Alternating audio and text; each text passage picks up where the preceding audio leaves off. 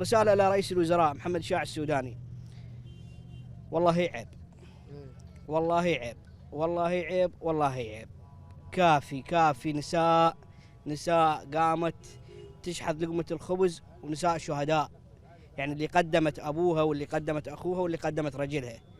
استحوا كافي، استحوا كافي. البارحة تنطي 20,666 تنطي وظيفة المحاضرين، حاضر على عين وراس المحاضرين، حاضر مجاني. هذول حاضروا بدوهم مجاني، ذول لو ما هم لا وقف محاضر ولا وقفت انت رئيس الوزراء ولا وزيرك الدفاع ولا برلمانك، لو ما ذول الابطال.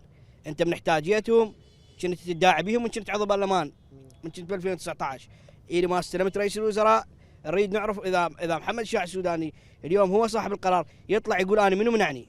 هو مو رئيس وزراء، خليه يقول منو منعني من هاي من ذولا، لان عراقيين، لان ما عندنا جهات خارجيه. يعني نريد نفتهم كافي كافي ظلم. العالم يعني صار شيء مو صاير بهاي الفئه.